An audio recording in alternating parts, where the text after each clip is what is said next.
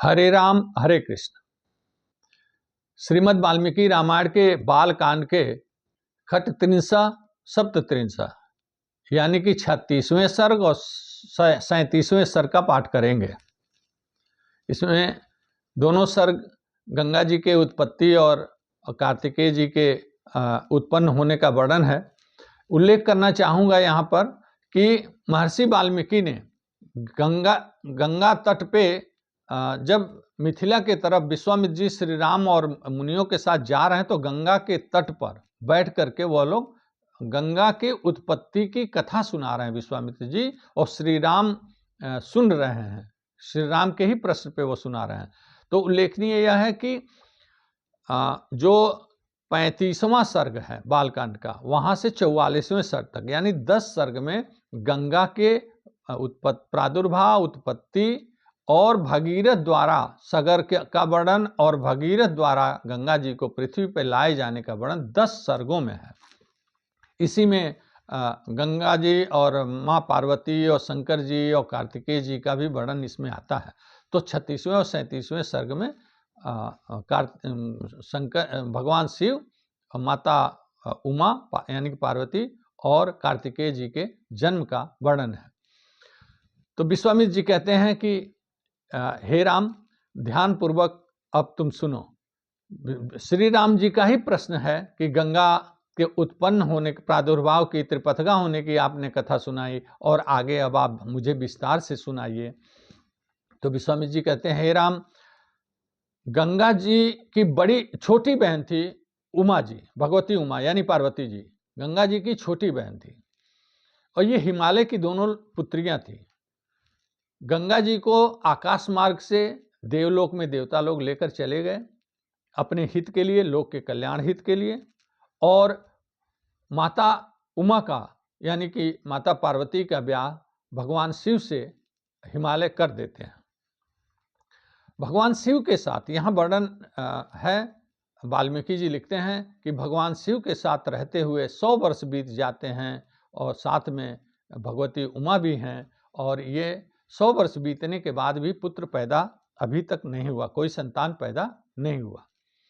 तो ब्रह्मा जी सहित सारे देवता आते हैं भगवान शिव के पास और कहते हैं कि हे भगवान, अब वह समय आ गया है कि अगर अब आप संतान उत्पत्ति करेंगे माता उमा के गर्भ से, तो जो पुत्र पैदा होगा उसका तेज तीनों पृथ्वी लोक पे कोई सहन करने वाला नहीं होगा और तीनों लोक का नाश हो जाएगा। अतः अब आप माता उमा के गर्भ से संतान पैदा न करिए। शंकर जी उन लोगों की बातों को सुन करके कहते हैं ठीक है, तथास्तु कह के वह स्वीकार कर लेते हैं। लेकिन भगवान शिव भी एक प्रश्न देवताओं से करते हैं कि यदि मुझे कभी मेरा तेज पुंज स्खलित हो गया तो उस दशा में उसको कौन धारण करेगा? तो सभी देवताओं ने हाथ जोड़कर कहा कि उसे पृथ्वी धारण करेंगे। फिर आगे चल करके भगवान शिव का तेज पुंज एक दिन स्खलित हो जाता है और स्खलित होने के बाद अग्निदेव और वायुदेव को सभी देवता आगे भेजते हैं कि उसको आप देखिए, उसको संभालिए, उसका संरक्षण करिए। तो तेज पुंज पृथ्वी पर गिरने के पश्चात के बाद वह एक पर्वत के रूप, चारों तरफ सफ़ेद पर्वत खड़ा हो जाता है। यहाँ वह कैलाश पर्वत के बारे में ये बात कही गई है। तो वहाँ एक श्वेत पर्वत खड़ा हो जाता है और पृथ्वी पर वह तेज पुंज गिरने के बाद वहीं उसमें कार्तिकेय जी का प्रादुर्भाव होना है। तो सभी देवता वो आते हैं और अग्नि से आग्रह करते हैं कि इस तेज पुंज को आप गंगा जी के गर्भ में आप इसको धारण कराइए। अग्नि देवता गंगा जी को समझाते हैं कि हे देवी, आप इस गर्भ को धारण करिए, ये भगवान शिव का तेज पुंज है और इससे गर्भ धारण करिए। तो गंगा जी तैयार हो जाती हैं। चूँकि सभी देवता उनसे ये भी कहते हैं कि आप माता उमा की बड़ी बहन हैं, तो आप इसको गर्भ धारण करके अगर संतान उत्पत्ति करेंगी तो माता उमा को भी बुरा नहीं लगेगा और एक जो इस तेज पुंज की रक्षा भी हो जाएगी। गंगा जी तैयार हो जाती हैं। लेकिन जब गंगा जी गर्भ धारण करती हैं तो उसके तेज प्रभाव से वह काफ़ी विचलित हो जाती हैं और वो सभी देवताओं से कहती हैं कि यह गर्भ धारण करना मेरे लिए संभव नहीं है, इसमें इतना इस तेज पुंज में इतना तेज है, तो प्रज्वलित हो रहा है, मेरा गर्भ प्रज्वलित हो रहा है। सभी देवताओं तब अग्नि देवता आगे आते हैं और वो गंगा जी को सलाह देते हैं कि आप इसको हिमालय के पार्श्व भाग में इसको आप गर्भस्राव करके रख दीजिए।